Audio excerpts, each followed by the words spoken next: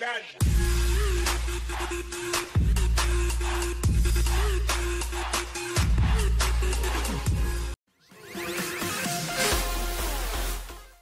the first round, we have Roquan Smith, Georgia. Smith is the best inside linebacker in the draft. He's fast, instinctive, and a leader.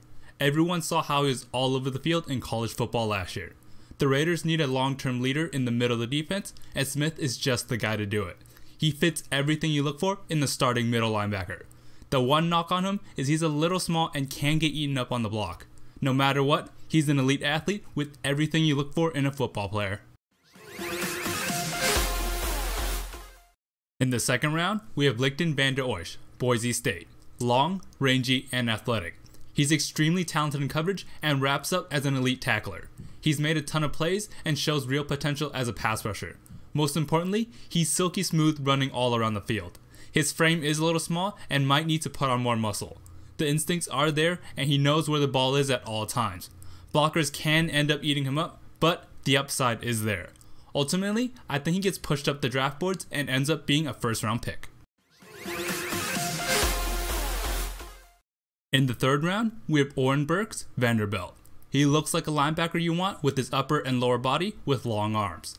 The athleticism is above average and he's willing to stick his nose in there. More importantly, he's a proven leader and has high character. If nothing else, he'll be a special teams leader for a long time. The instincts and technique are lacking overall. He gets locked with blockers and is inconsistent as a tackler. I think he can be an average starting linebacker in the long term. There's not much upside or downside with him. In the fourth round, we have Josey Jewell, Iowa. Jewell is highly instinctive and plays with good technique. He plays with good leverage and will always play with great effort. The size is there, but the talent isn't there.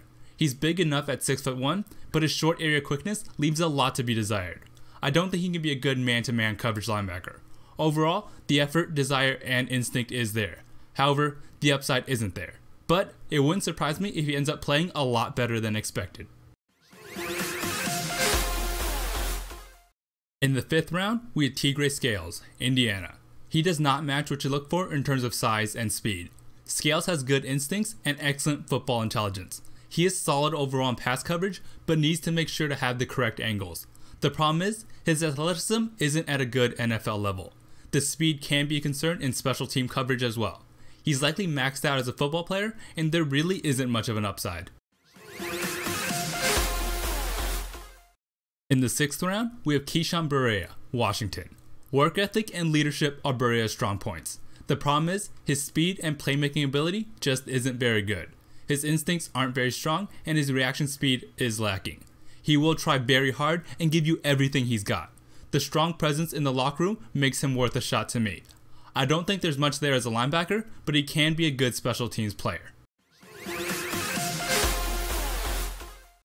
In the seventh round, we have Sean Dion Hamilton, Alabama. Intelligence is Hamilton's strongest attribute. As is with all Alabama players, he's technically sound and always where he needs to be. The biggest problem is durability. He's had season-ending injuries the last 2 years. He's smaller than you like, but hasn't been able to stay on the field. The upside as a football player might be there, but the injuries can cause his stock to drop. Thank you for watching. If you made it this far into the video, please consider subscribing. I'd really appreciate it. Like the video if you enjoyed, thumbs down if you didn't, and have a good day.